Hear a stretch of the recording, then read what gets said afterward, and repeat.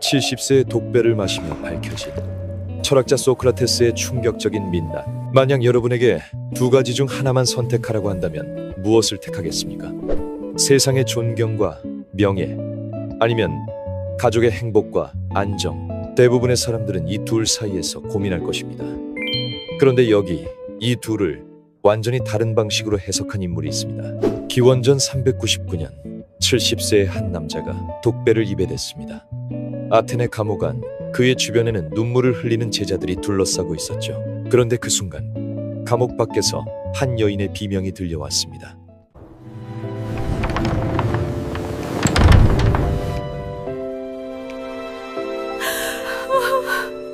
당신은 진리만 찾고 가족은 난 몰라라 했어. 아이들과 나는 챙기지도 않고 진리만 찾더니. 그녀의 이름은 크산티페. 역사상 최악의 악처로 기록된 소크라테스의 아내였습니다. 하지만 과연 그녀가 정말 악처였을까요? 아니면 우리가 몰랐던 진실이 있었던 걸까요? 소크라테스는 기원전 469년 아테네의 평범한 석공 가정에서 태어났습니다. 아버지 소프로니스코스는 대리석을 깎아 조각상을 만드는 장인이었죠. 어린 소크라테스는 아버지를 따라다니며 자연스럽게 석공 기술을 배웠습니다. 당시 아테네는 페르시아와의 전쟁에서 승리한 직후였고 도시 곳곳에서 재건 붐이 일어나고 있었습니다. 석공은 돈을 잘 버는 직업이었죠. 소크라테스의 가족은 부유하지는 않았지만 그럭저럭 먹고 살만했습니다. 하지만 20대의 소크라테스는 점점 이상한 행동을 하기 시작했습니다. 일을 하다 말고 멍하니 서 있기 일쑤였고 때로는 하루 종일 한자리에 서서 생각에 잠기기도 했죠. 동료 석공들은 그를 이상하게 여겼지만 소크라테스는 개의치 않았습니다. 그의 머릿속에는 온통 이런 질문들 뿐이었죠. 정의란 무엇인가? 용기란 무엇인가? 아름다움이란 무엇인가? 30대가 된 소크라테스는 급기야 석공일을 완전히 그만뒀습니다. 그리고 아테네 중심부의 광장인 아고라로 매일같이 출근하기 시작했죠. 그곳에서 그는 지나가는 사람들을 붙잡고 질문을 던졌습니다. 특히 현명하다고 소문난 정치인, 시인, 장인들을 찾아다니며 당신은 정의가 무엇인지 아십니까? 처음에는 자신만만하게 대답하던 사람들이 소크라테스의 끊임없는 질문 공세에 점점 말문이 막히기 시작했습니다. 그들은 자신이 실제로는 아무것도 모르고 있었다는 사실을 깨닫게 됐죠. 나는 내가 모른다는 것을 안다. 소크라테스의 이 말은 아테네 전역에 퍼졌고 젊은이들이 그의 주변으로 몰려들기 시작했습니다. 플라톤, 크세노폰, 알키비아데스, 아테네 최고의 명문가 자제들이 그의 제자가 됐죠. 하지만 이때부터 소크라테스의 집에는 심각한 문제가 생기기 시작했습니다. 소크라테스가 40대 중반에 결혼한 크산티페는 그보다 30살 이상 어린 여성이었습니다. 아름답고 총명했던 그녀는 처음에는 나이든 남편의 지혜에 매료됐죠. 하지만 결혼 후 현실은 달랐습니다. 소크라테스는 아침부터 저녁까지 아고라에 나가 있었고 집에는 단 한 푼의 돈도 가져오지 않았습니다. 소크라테스와 크산티페 사이에는 세 아들이 태어났습니다. 람프로클레스, 소프로니스코스, 메넥세노스. 아이들은 자라갔지만 집안 형편은 점점 나빠졌죠. 크산티페는 품팔이를 하고 물레를 돌려 실을 짜고 때로는 이웃집비를 거들며 가까스로 생계를 이어갔습니다. 하지만 소크라테스는 여전히 매일 아고라로 출근했죠. 큰아들 람프로클레스가 물었습니다. 아버지, 우리 집은 왜 이렇게 가난해요? 친구들은 다 좋은 옷을 입는데. 아들아, 부는 영혼에 있는 것이지 주머니에 있는 게 아니란다. 이날 밤 크산티페는 처음으로 남편 앞에서 울음을 터뜨렸습니다. 아이러니하게도 아테네 광장에서 소크라테스의 명성은 날로 높아갔습니다. 델포이 신전의 무녀는 그를 그리스에서 가장 지혜로운 자라고 선언했죠. 부유한 제자들은 그에게 돈을 주려고 했지만 소크라테스는 단호히 거절했습니다. 나는 돈을 받고 가르치지 않소.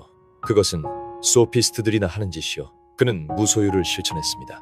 맨발로 다녔고 누더기 같은 옷 한 벌만 입었으며 여름이든 겨울이든 같은 차림이었죠. 사람들은 그의 검소함에 감탄했습니다. 하지만 집에 돌아온 소크라테스는 달랐습니다. 크산티페가 겨우 마련한 저녁 식사를 먹으며 불평했죠. 크산티페의 목소리가 높아졌습니다. 마침 집을 방문한 제자 플라톤이 이 장면을 목격했죠. 크산티페는 물동이의 물을 소크라테스에게 끼얹어 버렸습니다. 소크라테스는 물에 흠뻑 젖은 채 빙그레 웃으며 말했습니다. 천둥이 친 다음엔 비가 오는 법이지. 제자들은 스승의 여유에 감탄했습니다. 하지만 아무도 크산티페의 눈물을 보지 못했죠. 그녀는 부엌으로 돌아가 홀로 울었습니다. 이날 이후 크산티페는 역사상 최악의 악처로 기록됐습니다. 하지만 과연 그게 전부였을까요? 소크라테스의 제자들 중에는 알키비아데스라는 젊은이가 있었습니다. 아테네 최고 명문가 출신으로 잘생긴 외모와 뛰어난 두뇌를 가진 청년이었죠. 소크라테스는 알키비아데스를 특히 아꼈습니다. 하지만 알키비아데스는 나중에 아테네를 배신하고 스파르타 편에 붙어 조국과 전쟁을 벌이게 됩니다. 또 다른 제자 크리티아스는 과도정 쿠데타를 일으켜 30인 참주의 한 명이 되어 아테네 시민들을 학살했죠. 아테네 시민들은 분노하기 시작했습니다. 소크라테스가 우리 젊은이들을 타락시켰다. 그는 민주정을 부정하고 젊은이들에게 반역을 가르친다. 기원전 399년 마침내 고발장이 제출됐습니다. 고발자는 멜레토스, 아니토스, 리콘이었죠. 혐의는 두 가지였습니다. 국가가 믿는 신을 믿지 않고 새로운 신을 들여왔다. 이 젊은이들을 타락시켰다. 재판날 500명의 배심원 앞에선 소크라테스는 변명하지 않았습니다. 오히려 당당하게 말했죠. 나는 아테네의 등에처럼 여러분을 깨우는 역할을 해왔소. 나를 죽이면 여러분은 다시 깊은 잠에 빠질 것이오. 배심원들은 280대 220으로 유죄를 선고했습니다. 형량은 사형. 감옥에 갇힌 소크라테스에게 제자들이 찾아왔습니다. 크리톤이 탈출 계획을 설명했죠. 스승님, 모든 준비가 되어 있습니다. 간수들은 매수했고 배도 준비했습니다. 테살리아로 가시면 안전하게 살 수 있습니다. 돈은 걱정하지 마세요. 우리가 모두 모았습니다. 하지만 소크라테스는 고개를 저었습니다. 내가 지금껏 법을 지키고 정의를 말해왔는데 안 된다. 이제 와서 법을 어기고 도망친다면 그게 무슨 의미가 있겠나? 나는 부당한 법도 법이라면 따라야 한다고 믿네. 하지만 스승님, 가족은 어떡하시려고요? 플라톤이 물었습니다. 그제야 소크라테스의 얼굴에 그늘이 드리웠죠. 사형 집행일 아침, 크산티페가 세 아들을 데리고 감옥을 찾아왔습니다. 막내 메넥세노스는 아직 젖먹이었죠. 소크라테스는 처음으로 아내의 눈을 제대로 마주 보았습니다. 그리고 깨달았죠. 그녀의 눈에는 원망이 아니라 절망이 담겨 있었다는 것을. 크산티페가 비명을 지르며 울부짖었습니다. 간수들이 그녀를 억지로 끌어냈죠. 그녀의 울음소리는 복도 끝까지 들렸습니다. 해가 질 무렵 간수가 독 담근 즙을 가져왔습니다. 왜 우는가? 내가 평생 준비해온 바로 죽음이 아니었던가? 그는 독배를 받아들었습니다.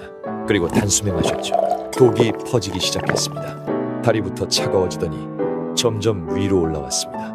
소크라테스는 제자들을 둘러보며 마지막 말을 남겼습니다. 크리톤, 우리가 아스클레피오스에게 닭 한 마리 빚진 걸 잊지 말게. 꼭 갚아주게. 이것이 소크라테스의 마지막 말이었습니다. 치유의 신 아스클레피오스에게 닭을 바치는 것은 병이 나았을 때 하는 감사 제물이었죠. 어떤 이들은 이렇게 해석합니다. 소크라테스에게 삶은 병이었고 죽음은 치유였다고. 하지만 다른 해석도 가능합니다. 어쩌면 그는 마지막 순간 자신이 평생 외면했던 가족에 대한 빚을 떠올린 것은 아니었을까요? 소크라테스가 죽은 후 크산티페와 세 아들은 극심한 가난에 시달렸습니다. 아테네 시민들은 소크라테스를 죽인 것을 후회했지만 그의 가족을 돌보지는 않았죠. 플라톤과 제자들은 소크라테스를 기리는 글을 썼지만 그의 아내와 자식들에게 경제적 도움을 주었다는 기록은 없습니다. 크산티페는 죽는 날까지 물레를 돌리며 생계를 유지했습니다. 그녀는 악처로 역사에 기록됐지만 사실은 홀로 세 아들을 키운 강인한 여성이었죠. 큰아들 람프로클레스는 아버지를 원망하며 살았습니다. 플라톤의 대화편에는 이런 구절이 나옵니다. 아버지는 다른 훌륭한 스승이었을지 모르지만 우리 가족에게는 최악의 가장이었다. 소크라테스는 인류 역사상 가장 위대한 철학자 중 한 명으로 기록됐습니다. 그의 문답법은 서양 철학의 토대가 됐고 그의 사상은 2400년이 지난 지금도 연구되고 있죠. 하지만 그의 삶을 자세히 들여다보면 세 가지 층위의 이중 생활이 보입니다. 첫째, 현명한 철학자이면서 아테네를 분열시킨 선동가. 그는 진리를 추구했지만 그의 질문은 기존 질서를 흔들었습니다. 그의 제자들 중 일부는 실제로 반역자가 됐죠. 그는 의도하지 않았을지 모르지만 결과적으로 아테네의 정치적 혼란에 일조했습니다. 둘째, 진리를 추구하는 자이면서 가족의 생활고를 외면한 남편. 그는 영혼의 양식을 말했지만 가족에게 실제 양식을 제공하지 못했습니다. 무소유를 실천했지만 그 대가는 아내와 자식들이 치렀죠. 셋째, 무소유를 설파한 자이면서 아내를 극빈으로 몰아넣은 위선자. 그는 부의 무의미함을 가르쳤지만 가난의 고통은 자신이 아닌 가족이 감당했습니다. 소크라테스 이후 2400년 동안 수많은 철학자들이 그를 연구했습니다. 하지만 대부분은 그의 사상만 주목했을 뿐 그의 삶의 방식이 가족에게 미친 영향은 간과했죠. 크산티페는 악처로 기록됐습니다. 하지만 만약 그녀가 남편에게 물을 끼얹지 않았다면, 만약 그녀가 조용히 참고 살았다면 우리는 그녀의 이름조차 기억하지 못했을 것입니다. 그녀의 분노는 어쩌면 저항이었는지도 모릅니다. 자신과 자식들의 존재를 외면하는 남편에 대한, 그리고 남편의 위대함만을 찬양하는 세상에 대한 저항. 소크라테스의 일생은 우리에게 묻습니다. 개인의 위대함은 과연 누구의 희생 위에 세워지는가? 진리를 추구하는 것과 가족을 돌보는 것, 이 둘은 양립할 수 없는가? 철학자는 인류를 사랑해야 하지만 가족은 사랑하지 않아도 되는가? 소크라테스가 평생 사람들에게 던진 질문이 있습니다. 좋은 삶이란 무엇인가? 하지만 정작 소크라테스 자신에게 이 질문을 던진 사람은 없었습니다. 만약 누군가 물었다면 그는 뭐라고 답했을까요? 크산티페와 새 아들이 겪은 고통을 알면서도 같은 선택을 했을까요? 아니면 마지막 순간 아스클레피오스에게 닭 한 마리를 갚으라던 그 말이 사실은 평생 갚지 못한 가족에 대한 빚을 뜻하는 것이었을까요? 역사는 소크라테스를 성인으로 기록했습니다. 하지만 크산티페의 눈에는 그는 어떤 사람으로 보였을까요? 진리를 찾아 헤맨 철학자, 아니면 가족을 외면한 무책임한 남편. 어쩌면 그는 둘 다였을지도 모릅니다. 위대함과 결함, 성스러움과 이기심을 동시에 가진 한 인간이었죠. 그리고 그것이 바로 70세의 독배를 마시며 밝혀진 철학자 소크라테스의 충격적인 민낯입니다. 우리는 이제 묻습니다. 진정한 지혜란 무엇일까요? 세상을 깨우치는 것일까요? 아니면 가장 가까운 사람을 행복하게 하는 것일까요? 어쩌면 진정한 지혜는 이 둘의 균형을 찾는 것인지도 모릅니다. 당신이라면 어떤 선택을 하시겠습니까?